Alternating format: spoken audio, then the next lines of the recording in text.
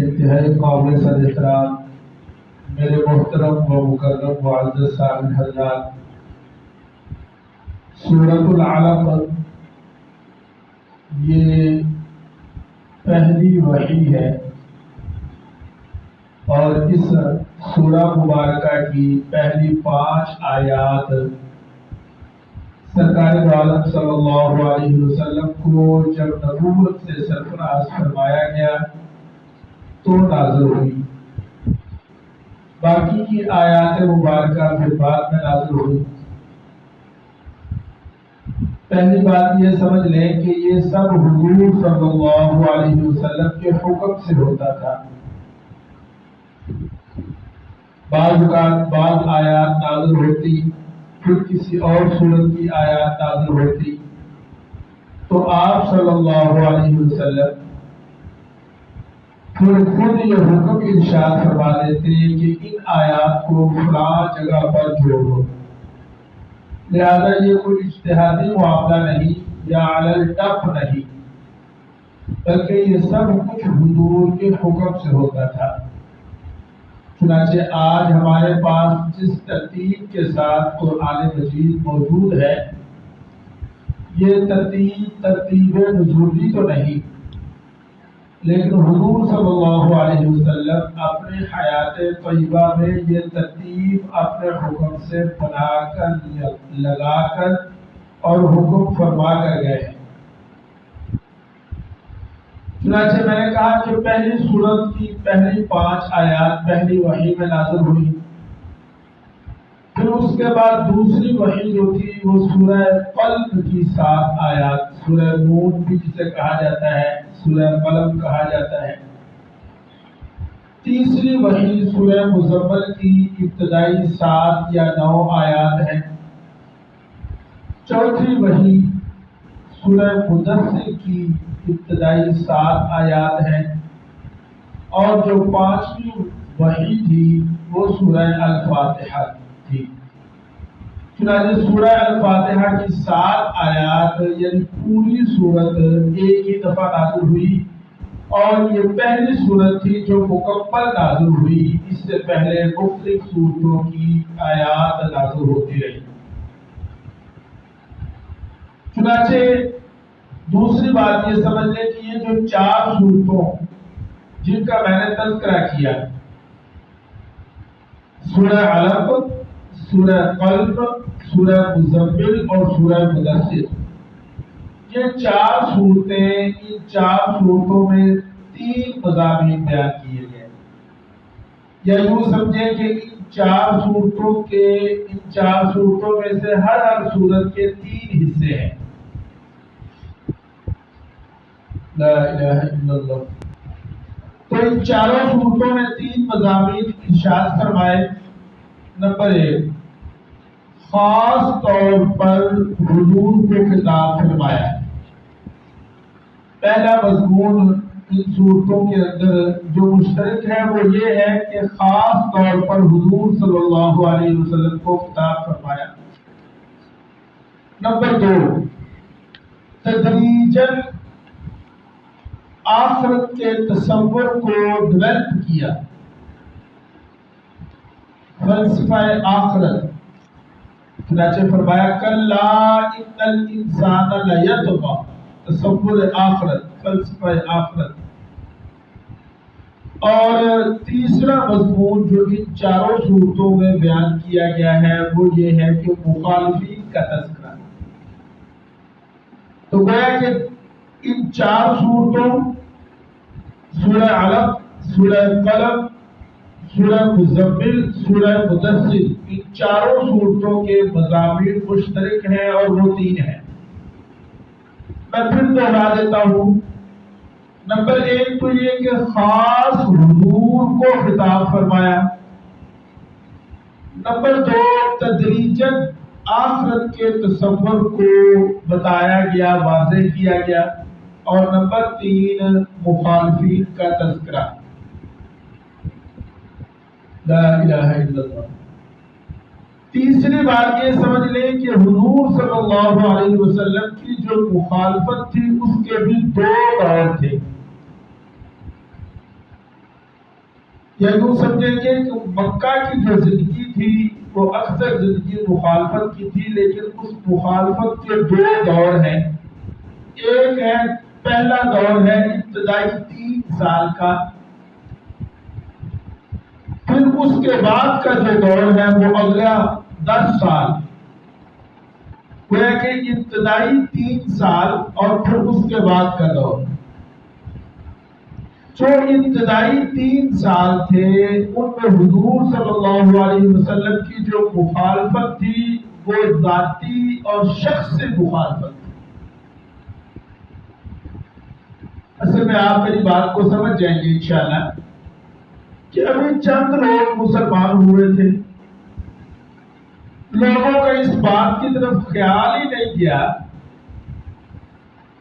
کہ یہ آگے چل کے کوئی بڑی تحریک بن جائے گی، کوئی بڑی جمعیت کی شکل اختیار کر لے گی، یا یہ چند لوگ جو ہیں یہ آگے جا کر ہمارے لیے خطرہ ہو سکتے ہیں، ہمارے لیے کسی نہ کسی طرح میں ہماری چودراہٹ میں رکاوٹ ہو سکتے ہیں۔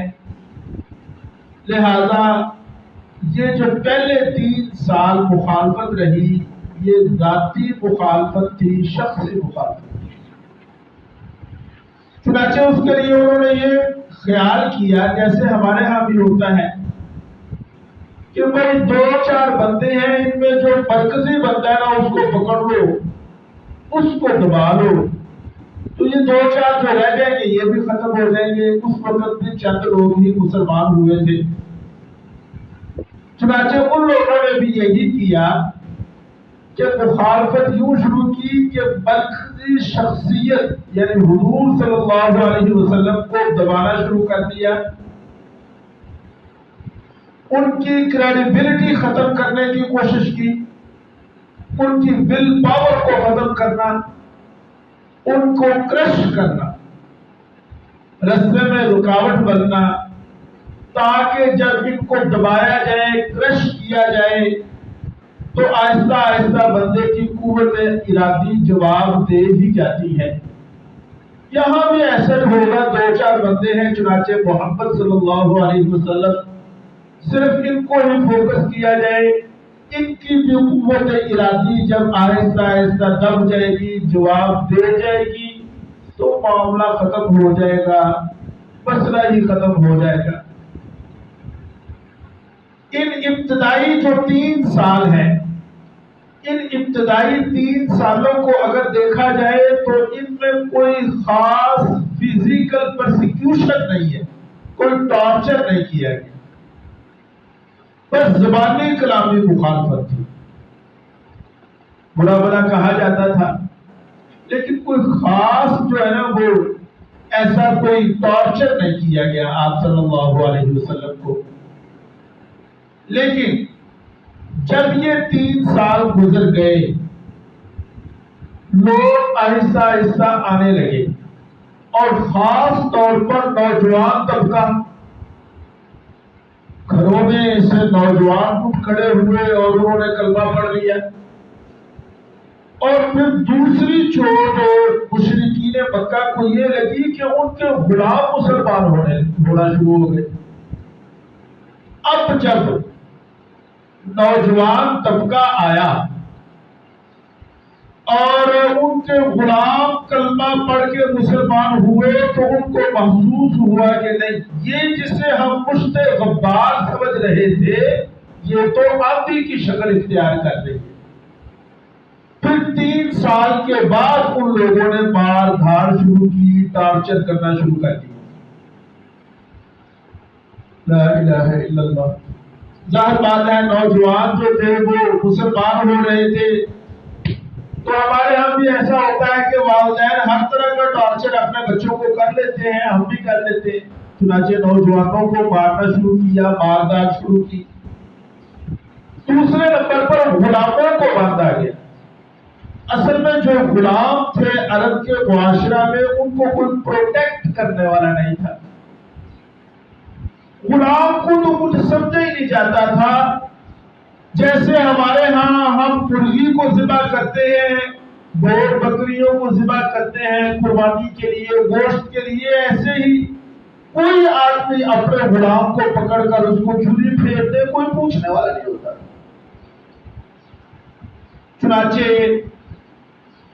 جو پھر میں نے کہا کہ دو دور ہیں، ان دو دوروں میں پہلے 3 سال تو کوئی خاص نہیں ہوا، لیکن باقی کا جو عرصہ تھا مکی زندگی کا، اس میں پھر وہ نہ صرف مخالفت بلکہ مار دھاڑ بھی شروع ہو گئی۔ آپ حضرات توجہ کریں گے، انشاءاللہ بات سمجھ آئے گی۔ اس موقع پر جو تشدد کی پالیسی اختیار کرنے والے تھے، ان میں 3 طرح کے کردار نمایاں تھے۔ میں تینوں کو مختصراً عرض کر دیتا ہوں۔ میں نے کہا کہ 3 طرح کے کردار نمایاں تھے، اور ان تینوں کرداروں کا قرآن میں ذکر موجود ہے۔ نمبر ایک جو قسم تھی، یہ ایک ایسا کردار تھا جو بدترین لوگ تھے، ہر خیر سے عاری، انسانیت سے عاری، اخلاق سے عاری، بدترین لوگ۔ یہ پہلا طبقہ جو تھا، یہ وہ لوگ تھے جو انتہائی بزدل تھے، نہ شجاعت، نہ دیانت، نہ کوئی شرافت، نہ کوئی جرت، نہ کوئی حوصلہ ان لوگوں میں پایا جاتا تھا۔ یہ پہلا طبقہ تھا۔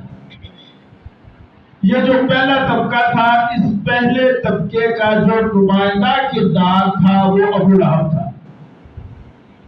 یہ ابو لہب جو کا حضور کا چچا تھا، لیکن انتہائی بدترین اور بزدل شخص ہے، اور آپ اندازہ کر سکتے ہیں کہ یہ واحد آپ کے مخالفین میں سے ہے جس کا نام لے کر قرآن پاک میں اس کی مذمت کی گئی، بلکہ پوری سورت نازل کی۔ تبت یدا ابی لہب وتب ما اغنی عنہ مالہ وما کسب سیصلی نارا ذات لہب وامرأته حمالة الحطب فی جیدها حبل من مسد۔ یہ سورت آپ کو بھی آتی ہے، مجھے بھی آتی ہے۔ یہ شخص بزدل آدمی، پیچھے سے وار کرنے والا، اور بزدل اتنا تھا کہ یہ کسی لڑائی میں کبھی شریک نہیں ہوا تھا۔ بدر کی جنگ میں یہ تھا لیکن بدر نہیں گیا، بزدل تھا، جنگ میں جانے کی ہمت نہیں تھی اس میں۔ اس نے کیا کیا، اپنی جگہ پر 2 کرائے کے آدمی ان کو پیسے دیے اور انہیں کہا کہ تم میری جگہ پر چلے جاؤ، خود نہیں گیا۔ کو گل سمجھ آ رہی کوئی نہیں؟ یہ تھا پہلا کردار، جو بدترین لوگ تھے، کمینے اور دلاعت ان میں پائی جاتی تھی، اور بزدل طبقہ تھا۔ میں نے کہا ان کا جو نمائندہ کردار تھا وہ ابو لہب تھا۔ دوسرا طبقہ ایسا تھا مکہ مکرمہ میں جنہوں نے مخالفت تو کی، بلکہ پرزور طریقے سے مخالفت کی، لیکن دناعت اور کمینگی ان میں نہیں پائی جاتی۔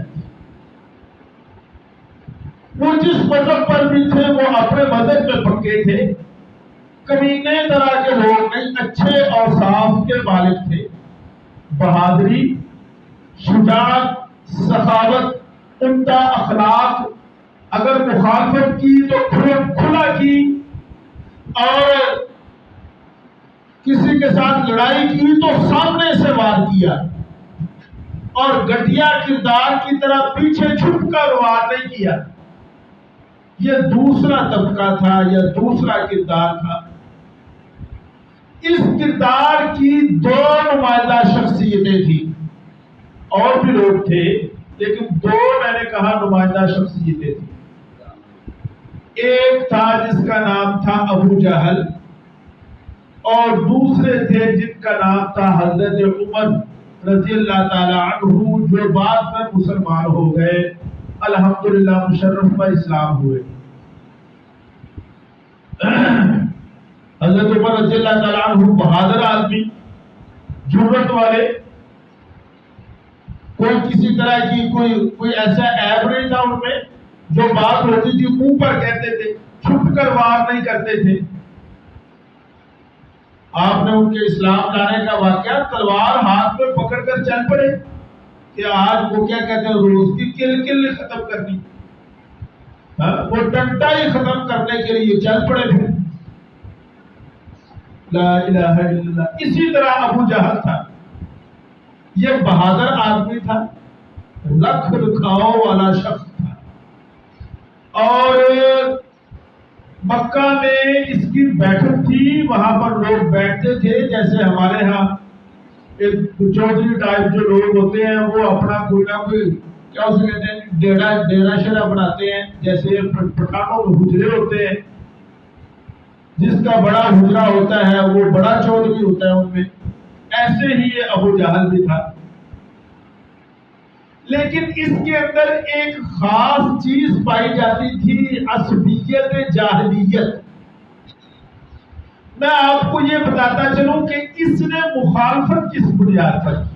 میں نے کہا اس کے اندر نا عصبیت، یہ جو عصبیت جاہلیت تھی نا، اس وجہ سے اس نے مخالفت کی۔ اس کا خیال یہ تھا کہ محمد صلی اللہ علیہ وسلم نے آ کر ہمیں تقسیم کر دیا، کیوں جی؟ ہمارے ٹکڑے ٹکڑے کر دیے، قبیلہ قریش تقسیم ہو گیا، یعنی جو پورے عرب کے اندر قریش کی ایک حیثیت تھی وہ ختم ہو رہی تھی۔ اس کا یہ خیال تھا کہ انہوں نے آ کر گھر گھر میں آگ لگا دی۔ چنانچہ ایسے ہی تھا کہ بیوی مسلمان ہے تو خاوند کافر ہے، خاوند مسلمان ہے تو بیوی کافر ہے، ایک ہی گھر میں رہنے والا باپ بھی ہے، باپ جو ہے وہ مسلمان ہے، بیٹا کافر ہے، یا بیٹا مسلمان ہے باپ کافر ہے۔ چنانچہ اس نے جو مخالفت کی صرف اس وجہ سے کہ اس کا یہ خیال تھا کہ اگر ایسا ہی چلتا رہا تو قبیلہ جو قریش کا ہے ان کا روب مکہ میں ختم ہو جائے گا، میری چدراہٹ ختم ہو جائے گی۔ لا الہ الا اللہ۔ یہ میں نے دو طبقے بیان کر دیے۔ ایک تیسرا طبقہ تھا، یہ تیسرا طبقہ وہ تھا جو دل میں یہ بات سمجھ گئے تھے کہ آپ صلی اللہ علیہ وسلم حق پر ہیں، لیکن اپنی چدراہٹ یا اپنے مفادات یا اپنی سیاست یا رشتہ داریوں کی وجہ سے اسلام نہیں لا رہے تھے۔ یوں سمجھ لیں کہ یہ منافقین مدینہ کا بالکل الٹ تھے۔ منافقین مدینہ کے بارے میں ہم جانتے ہیں کہ وہ لوگ ایسے تھے کہ وہ دل سے ایمان نہیں لائے تھے، زبان سے اقرار کرتے تھے، لیکن یہ تیسرا طبقہ جو مکہ میں تھا یہ دل سے جان چکا تھا، لیکن اوپر اوپر سے اپنے مفادات کی وجہ سے یہ مان نہیں رہے تھے، بات کو تسلیم نہیں کر رہے تھے۔ اب ان کا مقصد کیا تھا یہ بھی سن لیں۔ ان کا خیال یہ تھا کہ کچھ بیچ کا رستہ نکالا ہے، جسے ہم کہتے ہیں کچھ لے دے کر۔ ظاہر بات ہے کہ ساری باتیں تو ان کی بھی نہیں مانی جا سکتی، اور ساری باتیں تو یہ حضرت محمد صلی اللہ علیہ وسلم کی بھی ماننے کو تیار نہیں تھے۔ چنانچہ ان کا یہ خیال تھا کہ کوئی ایسی سیاست ہو جائے، کچھ ان کی مان لی جائے، کچھ ہماری مان لی جائے، کچھ ان کی طرف کر دی جائے، کچھ ہماری طرف کر دی جائے، اور کوئی درمیانی راستہ نکل آئے تاکہ یہاں کا ماحول خراب نہ ہو۔ اس تیسرے طبقہ کا جو نمائندہ کردار تھا وہ تھا ولید بن مغیرہ۔ لا الہ الا اللہ۔ یہ جو میں نے آپ حضرات کے سامنے سورہ علق تلاوت کی ہے، اس سورہ علق میں جو دوسرا کردار ہے، یعنی ابو جہل ٹائپ کے جو لوگ ہیں ان کا تذکرہ ہے۔ لا الہ الا اللہ۔ چنانچہ ابو جہل کے بارے میں آپ جانتے ہیں میں نے کہا کہ یہ بڑا بہادر شخص تھا، جرت والا تھا، بدر میں شریک ہوا یہ حضور کے مخالف، بلکہ اس نے جان دی، اگرچہ باطل تھا، غلط تھا، لیکن اپنے نظریے پر اس نے جان دی۔ لا الہ الا اللہ۔ اور بہادر ایسا تھا کہ عین اس وقت جب اس کی گردن کاٹی جا رہی تھی، اس کے اوسان بالکل بحال تھے، بالکل ڈرا ہوا تھا۔ گل سمجھے گی نہیں؟ یعنی جب بندہ زخمی ہو کے، لاچار ہو کے گر پڑے، کچھ نہ کر سکتا ہو، اور کوئی تلوار لے کے اس کے سر پر آ جائے اور یہ اس سے بچنے کی ہمت نہیں رکھتا، اس حالت میں جب تلوار لے کر اس کے سر پر آئے نا، اس کو قتل کرنے لگے، تو اس نے یہاں تک کہا، میں بات کر رہا ہوں اس کی بہادری کی، اس نے یہاں تک کہا کہ سنو، میرا گلا جب کاٹو تو ذرا نیچے سے کاٹنا۔ کیا جی؟ اصل میں ان کے ہاں ہوتا یوں تھا کہ جس کا سر کاٹا جاتا تھا نا، اس کا سر اٹھا کے پھر نیزے پر ایسے اٹھاتے تھے، نیزے پر اس کو لٹکایا جاتا تھا۔ انہیں آخر میرا سر جب بٹن لگو تو ذرا تھلےوں کر کے بٹیا جائے تاکہ اچا لگے، جب تم نیزے کے اتنے رکھو تو اچا لگے، دوروں پتا لگے کسی سردار نہیں کرتا۔ ایسی خبر، لا الہ الا اللہ۔ یہاں پر ایک بات نوٹ کر لیں، اور انتہائی اہم بات آپ حضرات کے علم کے لیے، اور شاید آپ حضرات کے اس سے پہلے علم میں نہ یہ بات آئی ہو، اللہ تعالیٰ نے کچھ عرصہ کے لیے حضور صلی اللہ علیہ وسلم کو بالکل لوگوں کے حوالے کر دیا تھا۔ بالکل لوگوں کے حوالے کر دیا، یعنی اللہ کی طرف سے کوئی پروٹیکشن، کوئی مدد نہیں، اور لوگوں کے حوالے کر دیا۔ اور اس میں حکمت تھی، علماء نے لکھا کہ اس میں حکمت یہ تھی کہ خوب ٹھوک بجا کر دیکھ لو، آزما لو میرے نبی کو، کہیں ان کے کردار میں کوئی کچا پن تو نہیں، کوئی کمزوری تو نہیں ہے، کہیں ایسا تو نہیں، تم انہیں آزما لو، جس طرح چاہتے ہو آزما لو، بار دار کر کے، ان کا ناپکا بند کر کے، ان کا کھانا پینا بند کر کے، ان کا سوشل بائیکاٹ کر کے، جیسے بھی چاہتے ہو آزما لو۔ اللہ تعالیٰ نے اپنے حبیب کو لوگوں کے حوالے کر دیا کہ ان کو آزما لو، اور دیکھو کہیں ایسا تو نہیں کہ میرا محبوب لا الہ الا اللہ مخالفت کی وجہ سے اپنے موقف سے دستبردار تو نہیں ہوتا۔ دیکھ لو اس کو، لا الہ الا اللہ۔ اور پھر یہ 10 سال تک یہ معاملہ رہا، اور حضور نبی کریم صلی اللہ علیہ وسلم کی زندگی میں 10 سال کے بعد پھر ایک نیا موڑ آیا۔ یہ مکے کی بات ہو رہی ہے، جسے ہم کہہ سکتے ہیں ٹرننگ پوائنٹ۔ وہ یہ تھا 10 سال تک آپ صلی اللہ علیہ وسلم مشرکین مکہ کے حوالے تھے، اس سے پہلے کبھی بھی اللہ تعالیٰ نے معجزانہ طور پر اپنے حبیب کی حفاظت نہیں کی۔ اس سے پہلے اپنے حبیب صلی اللہ علیہ وسلم کی معجزاتی طور پر حفاظت نہیں کی،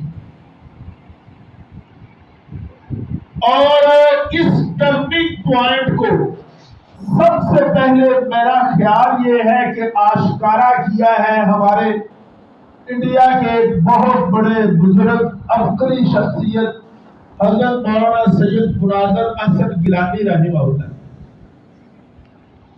انہوں نے ایک کتاب لکھی ہے النبی الخاتم، چھوٹی سی کتاب ہے، کوئی اتنی بڑی نہیں ہے، لیکن سیرت کے موضوع پر ایسی کتاب ہے کہ سیرت کے بڑے بڑے والیت بھی اس کے سامنے کوئی حیثیت نہیں رکھتے۔ یہاں ہمارے اردو ذات سے بھی مل جاتی ہے اور نیٹ پر بھی موجود ہے۔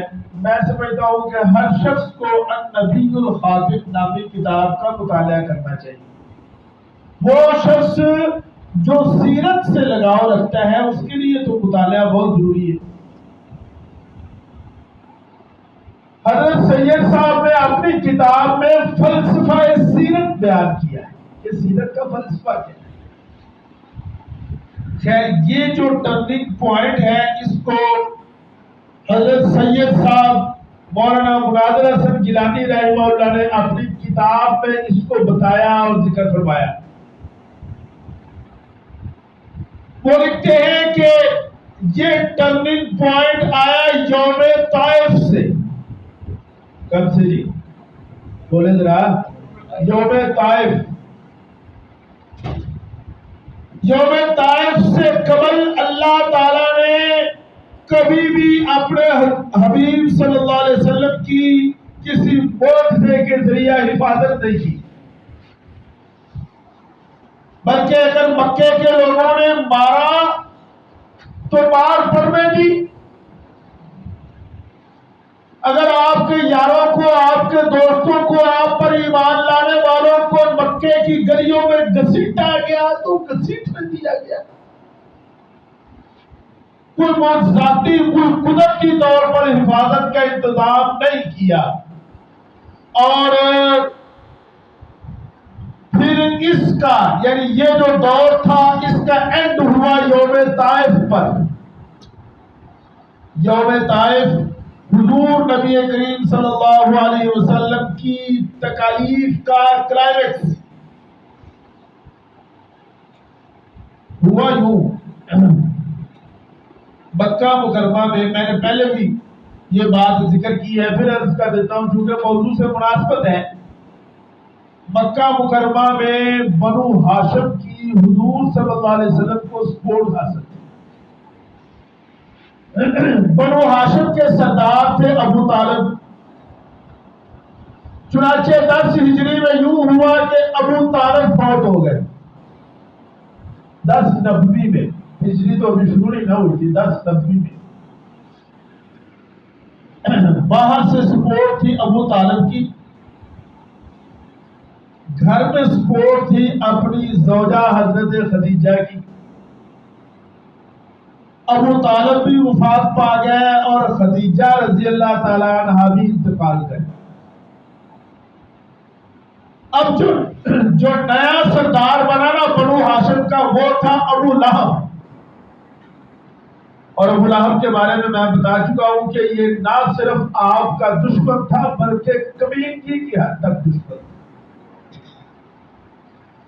سرکار دو عالم صلی اللہ علیہ وسلم نے یہ سوچا کہ کیوں نہ اس کے لیے کہیں اور کا سفر کیا جائے، چنانچہ سفر طائف فرمایا۔ اور دل میں یہ خیال آیا کہ طائف جاتا ہوں، اگر وہ لوگ اسلام لے آئے تو مرکز کو یہاں سے طائف میں منتقل کر دیں۔ بات سمجھ آ رہی ہے آپ کو؟ حضور وہاں پر تشریف لے گئے اور وہاں پر پھر کیا حالت ہوئی؟ سرکار طائف پہنچے، بڑے بڑے 3 سردار تھے طائف میں۔ پہلے سردار کے پاس گئے اور انہیں جا کر اپنی نبوت کی دعوت دی، کہا کلمہ پڑھ لو۔ اس نے کہا کہ اللہ کو تو ہی ملا نبوت کے لیے، اللہ نے تینوں ہی نبی بنانا سی، تو یتیم مفلس کلاش قسم کا آدمی ہے، ایک روپیہ نہیں تیرے پاس، وہ کیا کہتے ہیں ایک ٹکا نہیں تیرے کو، تیری تو پیدائش سے پہلے ہی تیرا باپ دنیا سے جا چکا تھا، مر گیا تھا، تو اللہ کو تو ہی ملا۔ ساڈے ورگے پیسے والے نہیں لبے اللہ نو کہ اللہ تعالیٰ انہاں نو نبی بناتا۔ انا للہ و انا الیہ راجعون۔ یہ اس پہلے سردار نے بات کی۔ دوسرے کے پاس گئے تو اس نے کہا دیکھو یار بات سنو، تم میرے پاس سے اٹھ کر چلے جاؤ، کہیں ایسا نہ ہو کہ میں تمہاری کوئی بےزتی کر دوں، اور مجھے ڈر لگتا ہے کہ اگر تو واقعی اللہ کا نبی ہے اور میں نے تمہاری بےزتی کر دی تو پھر میں تو برباد ہو جاؤں گا، اس لیے تم یہاں سے چلے جاؤ، میں تمہاری بات پہ نہیں سننا چاہتا، اٹھ کے چلے جاؤ یہاں سے۔ سرکار دو عالم صلی اللہ علیہ وسلم نے جب سرداروں کو دعوت دی، فراغت کے بعد پھر آپ باہر نکلے تو ان سرداروں نے طائف کے نوجوان لڑکوں کو، وہ کیا کہتے ہیں، چھوکروں کو پیچھے لگا دیا، اتنا مارا کہ سرکار کا سارا جسم لہو لہان ہو گیا۔ میرے مصطفیٰ صلی اللہ علیہ وسلم ایک باغ میں جا کر پناہ لیتے ہیں اور وہاں پر آپ نے ایک دعا فرمائی، آپ اس دعا کو اگر پڑھے سنیں تو یقین کریں کلیجہ ایسے باہر آتا ہے۔ کیا فرمایا؟ اللہم اشکو علیک ضعف قوتی وقلت حیلتی وحوالی علی الناس، اے اللہ میں تجھ سے شکایت کرتا ہوں اپنی قوت کے کم ہونے کا، اپنے وسائل کی قلت کا، اے اللہ وحوالی علی الناس، تو نے مجھے لوگوں کے حوالے کر دیا، چھوڑ دیا مجھے ایسے، یہ تو میری بے عزتی کر رہے ہیں، صرف مار نہیں رہے مجھے، میری عزت نفس مجبور ہو رہے، انہیں کن لوگوں، وہ کیا کہتے ہیں پنجابی میں کہ کنہ لوگوں نے بس پا چھٹے، کہ یہ تو میری بے عزتی کر رہے ہیں، مجھے دماغی طور پر ٹارچر کر رہے ہیں، اتنا مار رہے ہیں، چاروں طرف سے پتھروں کی بارش ہو رہی ہے، لیکن پھر مقام ابدیت غالب آتا ہے، اور حضور فرماتے ہیں ان لم یکن علیک غضب فلا ابالی، لیکن اے اللہ اگر تو مجھ سے ناراض نہیں ہے تو مجھے ان کی کوئی پرواہ نہیں۔ اب یہ ہے ٹرننگ پوائنٹ جس کا ذکر کیا حضرت گیلانی، سید گیلانی نے، وہ فرماتے ہیں کہ جب اللہ کے حبیب صلی اللہ علیہ وسلم پر یوم طائف میں مشکلات کی حد ہو گئی، اخیر ہو گئی، تب اللہ تعالیٰ نے شاید پھر اپنے حبیب کی بات کو سنا، پھر اللہ کو پیار آیا، اس کے بعد پھر ہمیشہ سرکار دو عالم صلی اللہ علیہ وسلم کی اللہ نے حفاظت فرمائی۔ آپ دیکھیں کہ ہجرت، اس کے بعد پھر ہجرت کا وہ حکم آیا، تو ہجرت کو کیا ہوا جی، چاروں طرف بیٹھے ہوئے نظر نہیں آئے، ان کے درمیان سے ہی گزر گئے، یعنی اللہ تعالیٰ نے معجزاتی طور پر ان کی آنکھوں پہ پردے ڈالے، نہیں نظر آئے۔ غار میں پہنچتے ہیں، وہ جو کھوجی تھا نا مکے کا، وہ بالکل غار کے دروازے پر لے گیا، کہ میرا تجربہ، میرا علم یہ کہتا ہے کہ اتنی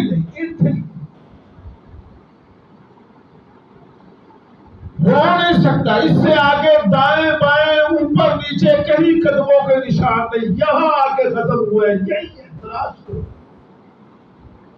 لیکن اللہ تعالیٰ نے کیسے حفاظت فرمائی کہ وہ مکے کا جو ابو جہل تھا وہ کہنے لگا تیرا دماغ خراب ہو گیا، بیٹا نہیں پہ بکری نے جالے لائے، کبوتری آنڈے دیتے، تو کہہ رہے ہیں اتنے بڑا کو دماغ ہو گیا، لینو ایک میری گل کرتا ہے، لا الہ الا اللہ۔ تو یہ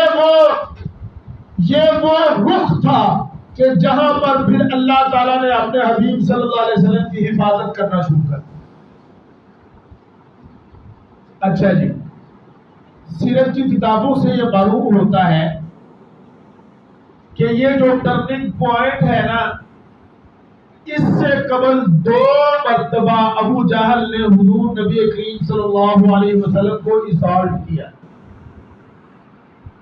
ایک دفعہ تو آپ مکہ مکرمہ میں نماز پڑھ رہے تھے بیت اللہ میں، پیچھے سے آیا، اس نے اپنی چادر پکڑی، اس کو بل دیے، آپ کے گلے مبارک میں ڈال کے اس کو بروڑے دینے شروع کر، اتنا اس کو گھمایا، بل دیے کہ حضور کی آنکھیں ابھرنے لگی صلی اللہ علیہ وسلم۔ پھر روایات میں آتا ہے کہ وہ فاطمہ جو تھی آپ کی صاحبزادی رضی اللہ عنہ، وہ باغی باغی آئی، انہوں نے آ کے اس کو ابو جہل کی ٹانگوں پر چیٹھی ٹانگوں کو لپٹ گئی، تب اس نے چھوڑا۔ اور پھر دوسرا موقع آیا کہ ایک دفعہ آپ صلی اللہ علیہ وسلم پھر نماز پڑھ رہے تھے، تو ابو جہل نے اپنے کلیدوں کو بلایا اور کہا جب یہ سجدے میں جائے نا تو وہ جو اونٹ کی اوجری پڑی ہے اٹھا کے گردن پر رکھ۔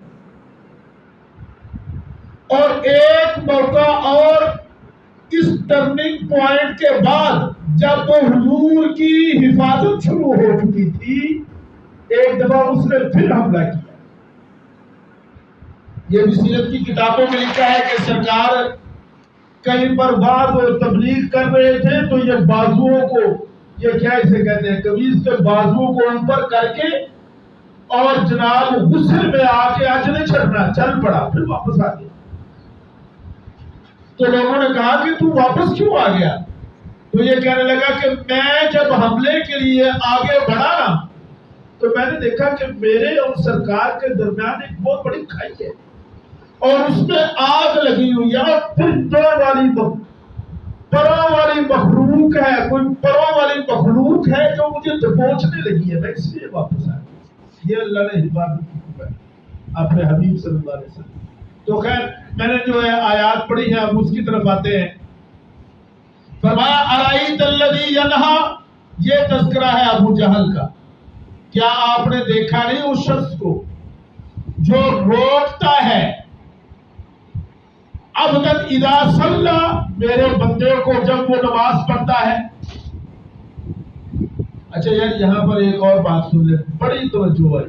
حضور صلی اللہ علیہ وسلم کی 2 حیثیتیں ہیں، ایک ہے قاری صاحب عبدیت اور ایک ہے رسالت، عبدیت اور رسالت، یہ آپ کی 2 حیثیتیں ہیں۔ بظاہر یہ معلوم ہوتا ہے کہ رسالت کی جو حیثیت ہے یہ عبدیت سے بلند ہے، لیکن قرآن کا مطالعہ کیا جائے، نوٹ کر لیں یہ میری بات کو، کہ عبدیت کی جو حیثیت ہے یہ رسالت سے اوپر لگتی ہے۔ آپ اپنا کلمہ پڑھیں، اشہد ان محمد، پہلے عبدیت کا ذکر کیا پھر رسالت کا ذکر۔ قرآن کو دیکھیں آپ، الحمدللہ الذی انزل علی عبدہ، الحمدللہ الذی انزل علی عبدہ، عبدیت کا ذکر۔ بلکہ قرآن کا اگر مطالعہ کیا جائے نا، یہاں قرآن کے طالب علم بھی بیٹھے ہوں گے تو یہ بات نوٹ کریں کہ اللہ کو جب جب اپنے حبیب پر پیار آیا تو بندہ کہہ کے مخاطب، سبحان الذی اسری بعبدہ، کس کو لے گیا؟ الحمدللہ الذی انزل علی عبدہ الکتاب، تبارک الذی نزل الفرقان علی عبدہ۔ کہاں جاؤ گے؟ یہاں بھی فرمایا عبدا اذا صلی، تم اس بندے کو نہیں دیکھتے کہ جب میرا بندہ میری عبادت کرتا ہے، نماز پڑھتا ہے، یہ اسے نماز سے روکتا ہے؟ آگے ارائیت ان کان علی الہدی، اگر یہ ہدایت پر ہوتا اور امر بالتقوی، امر تقوی کرتا، ارائیت ان کذب وتولی، اس کی حالت یہ ہے کہ جھٹلاتا ہے، پیٹھ پھیرتا ہے۔ آگے کیا فرمایا؟ الم یعلم بان اللہ یری، کیا یہ بات نہیں جانتا کہ اللہ دیکھ رہا ہے؟